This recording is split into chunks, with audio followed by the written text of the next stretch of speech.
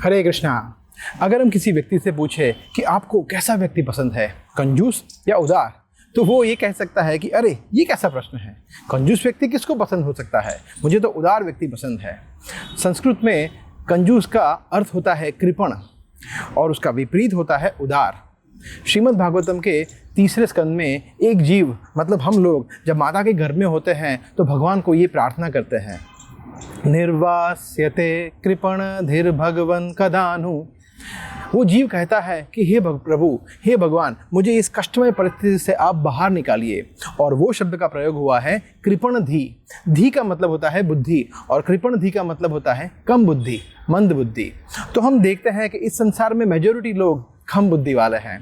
तो कोई कह सकता है कि अरे ऐसा कैसे कह सकते हैं आप। तो इसको हम इस तरह से समझ सकते हैं कि मान लो एक व्यक्ति है जिसके पास अपार धन है, करोड़पति है, परंतु वो पूरा दिन उस धन को सिर्फ देखता रहता है, उसमें से 1 रुपया भी खर्च नहीं करता। तो उसका क्या लाभ? वो व्यक्ति मूर्ख है। भगवद गीता के 18वें अध्याय में भगवान श्री कृष्ण कहते हैं, भ्रामयन् सर्वभूतानि यंत्रारूढ़ानि मायया।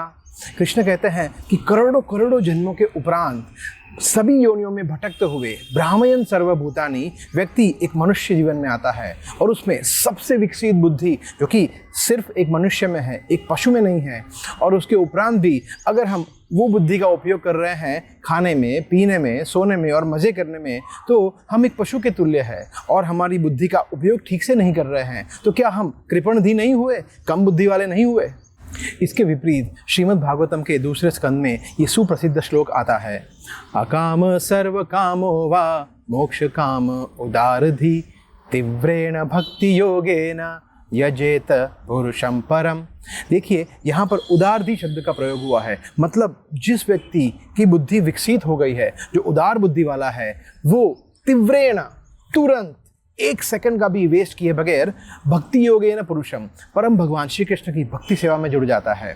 तो कंक्लूजन ये है कि जो व्यक्ति उदार बुद्धि वाला है, जिसकी बुद्धि विकसित हो चुकी है, वो सोचता है कि ये मनुष्य जीवन मुझे बहुत कठिनाई से मिला है, दुर्लभ है, अस्थायी है, टेम्पररी है और कभी भी समाप्त हो सकता है।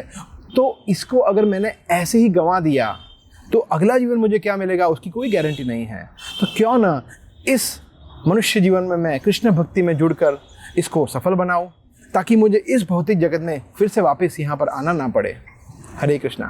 ऐसे ही और भक्तिमय कार्यक्रमों के लिए देखिए हरे कृष्णा टेलीविजन और इसे प्राप्त करने के लिए आप अपने केबल अथवा DTH ऑपरेटर से संपर्क करें तथा और अधिक जानकारी के लिए आज ही डायल करें 7666 839 839।